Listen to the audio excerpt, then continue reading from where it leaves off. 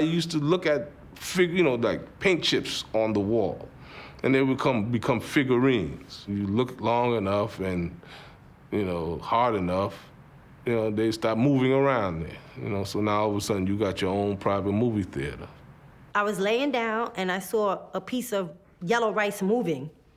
So I'm like, why is that yellow rice moving on the floor? Why is that yellow rice moving on the floor? I said, oh no, I'm hallucinating. Wait a minute, we haven't had yellow rice in weeks. Wait a minute, I don't even drop food on the floor. I eat over the tray. That's not rice. Then I'm talking to myself, Candy, it is rice. No, it's not rice. Yes, it is rice. So I'm like, that is rice. So I don't know if you ever saw Sesame Street, the little worm that used to jump up and down.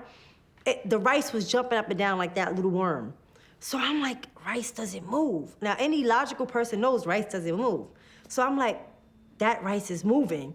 So I get up and I bang on the window door and I tell one of the officers, I said, look, I need to see a therapist. And she says, why? I said, I'm hallucinating. I said, I think I saw a piece of rice moving. She said, oh no, girl, that's a maggot. Then you just go through all these different mixed emotions and feelings.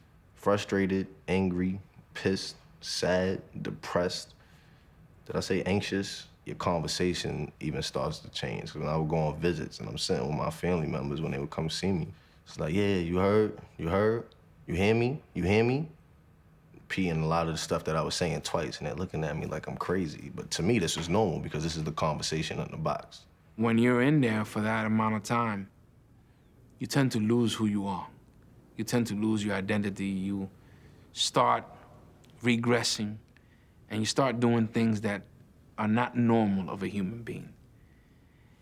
You start playing with feces. You start counting the different holes in the wall. You start befriending the roaches and the rats that come through. You start feeding them, and, you begin to embrace this type of lifestyle.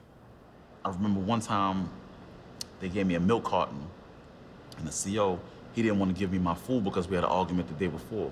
So he said, oh, you getting this milk? Okay, cool, give me the milk. Gave me 2 milk cartons, I drank both of them, and I gave him one back. He didn't even realize that I kept one. So what I did was, over the next 4 or 5 days, I would urinate and defecate inside this milk carton and save it and let it pile up and build up. And I took the milk carton, I seen him when he walked past my cell, and I shook it up. And I called his name. And when he came back, I'm like, yo, open the slot. I had left something in here.